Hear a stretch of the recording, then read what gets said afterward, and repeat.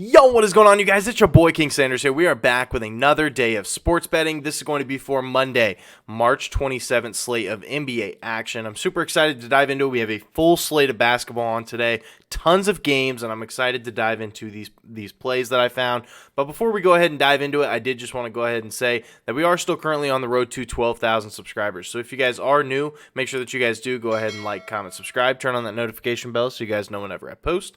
Next, I did just want to go ahead and give a quick shout out here to all of our members here on the channel. Thank you guys so much for everything that you guys do, and thank you guys so much for giving such a small channel such a big chance, as I always say. It truly does mean the absolute world to me, so much more than you guys will ever know. So, as you guys know, there was no video as of yesterday. From now on, the schedule of my videos is going to be Monday through Saturday. There will not be a video on Sundays, so that is a little bit of a scheduling change. So we'll have 6 videos a week, and then Sundays there will not be one. There will still be plays, but they will be in the community tab and on my Twitter as well. So without any further ado, let's go ahead and dive into a quick recap as of yesterday. 1 and 2 day. We have just been struggling here recently. There's no doubt about it. We had 5 straight days of profit right in a row where we could not lose whatsoever. And then the last couple of days we have not been very good. So without any further ado, let's take a look at our one win of the day. John Collins under 13.5 points versus the Memphis Grizzlies. Like I said, John Collins has been really good here recently, but overall, he is going up against the Memphis Grizzlies. That is one of the toughest opponents to go up against. He's going up against a guy like Jaren Jackson Jr., one of the Defensive Player of the Year candidates, and he is a monster on the defensive end of the floor. So when you're talking about that factor, as well as DeJounte Murray being put back in the lineup, that's just a really tough recipe for a guy to be able to hit his over. So I really love the spot there. So that one ended up working out. Then we had our boy DeMar. DeMar over 22.5 points versus the Lakers at minus 125. It's always Zach. It's Zach. It's Zach. It's Zach. I need to drill that into my little noggin that it's always Zach LaVine, nobody else. Do not bet on anybody else on the Chicago Bulls unless if it is Zach LaVine. But, you know, it is what it is. DeMar finishes with, I think it was like 17 points. He just really didn't get anything going in this game, and he turned into John Stockton and had like 8 or 9 assists. So, was not expecting that whatsoever. But now we lost that one. Then we had Darius Garland over 20.5 points versus Houston at minus 125. Surprisingly, this game was a lot closer than I thought it was going to be for most of it. So he did play a pretty good chunk, but unfortunately he did fall just short. He shot 6 for 16 and then shot 1 for 4 from 3. Like that's unfortunately not going to get it done. So we ended up going 1 and 2, losing a little bit more juice. Let's go ahead and bounce back today. We need today to bounce back. And I think that we can do it. I think that this is going to be a great slate. I'm probably going to add a play. So as always, make sure you guys are following my Twitter. Make sure you guys are checking the pinned comment section because there more than likely will be an added play. But without any further ado, let's go ahead and dive into it. So for our first official play of the day, we're going with Devin Booker over 29.5 points here versus Utah at minus 130 odds. Now, Devin Booker, this line ended up dropping from what it was. I think it was right around like 31.5. Dropped all the way down to 29.5. So this was a little bit of a correction because last game he did finish with 29. Finished right on the hook, right for the loss. I think he gets to 30 today. He has hit the over in 5 out of his last 7 games, and like I said, one of those was a hook. So he's been very close to this line in 6 out of his last 7. The only one that he didn't was versus the Orlando Magic, where he did only have 19 points.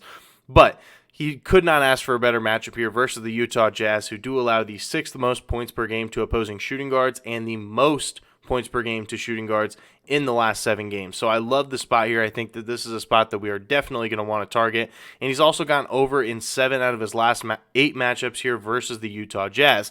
He's been very good against this Utah Jazz team, and I know that it was Donovan Mitchell on that team before, so it was a little bit different of a Utah Jazz team. But regardless, the defense is still not very good here in Utah. They allow the 7th most points per game to opposing teams, and they are 24th in defensive efficiency. So when it comes to the Utah Jazz, this is the most perfect matchup for a guy like Devin Booker. I think that he does have a really big night here for us, so I love the spot here. That is going to be our first official play of the day. Devin Booker over 29.5 points here versus Utah at minus 130 odds. Now for our second official play of the day, we're going to be going with Kyrie Irving under 5.5 rebounds here versus the Pacers at minus 125 odds. Now, I'm going to go ahead and say this with no Luka Doncic. I think that he crushes his points. I think that he crushes his assists. I know that his points line is set at 28.5. I think that he hits the over in that as well. And when it comes to the assists, I think it's set as of right now to like 5.5, 6.5. I think he hits the over in that as well. Of course, he is going to be the main facilitator for this team, but I love the under on his rebounds here, and let me go ahead and tell you why. He has gone under in 2 out of his last 3 games, and he is going up against Indiana. Indiana, when it comes to the points, they give up so many points, it's absolutely ridiculous. But they don't really give up a ton of rebounds. They actually allowed the 7th fewest rebounds per game to opposing point guards this year, and the 5th fewest in the last 7 games. So like I said, to that point guard position, they really just do not give up a lot of rebounds. So I love the spot here, and it seems like Halliburton is going to be playing in this game. He was listed as questionable the last couple nights. I think that he does end up playing in this one, but regardless, I still like it even if he's not. He is averaging 7.2 three-pointers attempted per game, which is a lot more than what he was in the past. So now he is a little bit more aggressive from the three-point line. Kyrie is going to have to be out there to guard it as well. Love the spot here for Kyrie's under. And he has also gone under in 3 out of his last 4 games here versus the Pacers. And he's gone under in 3 out of the 4 games in Dallas without Luka Doncic. So with that being said, I think that this is a great spot to target his under. I know that this line is right at 5.5. It's if you look up just his regular log, he's been pretty good to this log. But the Pacers, they have a pretty good number of shooters out there. I just don't think he's going to be spending a lot of time around the rim. So that is going to be our second official play of the day.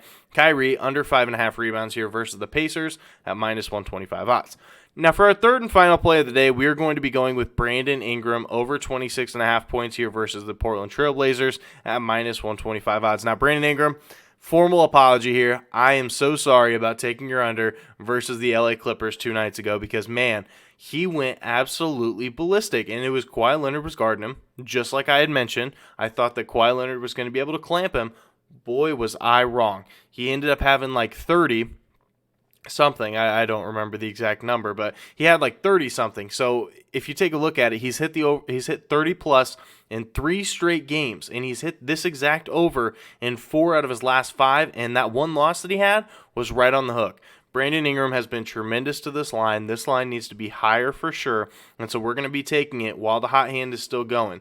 Also, he has a great matchup here versus the Portland Trail Blazers, who allow the 6th most points per game to opposing small forwards in the last 7 games. So, despite them starting off as a pretty good defense, especially to that small forward position, they have completely fallen off the side of the earth, and I don't know exactly the injury report and what it's going to look like here for Portland. But even if Jeremy Grant is in, I'm really not too worried about it. I think that this is going to be a game that we saw last game, even with Kawhi Leonard on him. Brandon Ingram still shot the ball 20-plus times, and he shot the ball 20-plus times in 4 out of his last 5 games. So, with that being said, he's getting up tons of shots, and if he's getting up anywhere near 20 shots, I love this spot here. And not to mention, Portland, 27th in defensive efficiency. They are bottom 4 when it comes to defensive efficiency in all of basketball. One of the worst defensive efficiencies in all of basketball, and they allow the 13th most points per game to teams. So they are in that upper echelon when it comes to allowing points as well. They give up a pretty decent number of points, and I think that we see that here once again. So that is going to be our third and final play of the day. Brandon Ingram over 26.5 points here versus Portland at -125 odds. As I mentioned, we are probably going to be adding a play, so make sure you guys do go ahead and follow my Twitter, and make sure you guys do check the pinned comment section. There more than likely will be a video or like an extra play or 2 down there. I may end up adding 2 since this is going to be the last big slate for a while, so I may end up adding 2. But regardless, so that is going to do it for today's video. If you guys did enjoy, make sure you guys do like, comment, subscribe, turn on that notification bell so you guys know whenever I post. Like I said, we are still currently on the road to 12,000 subscribers, so if you guys are new, make sure that you guys are subbed. But that's going to do it for me. This is King Center signing out. Peace.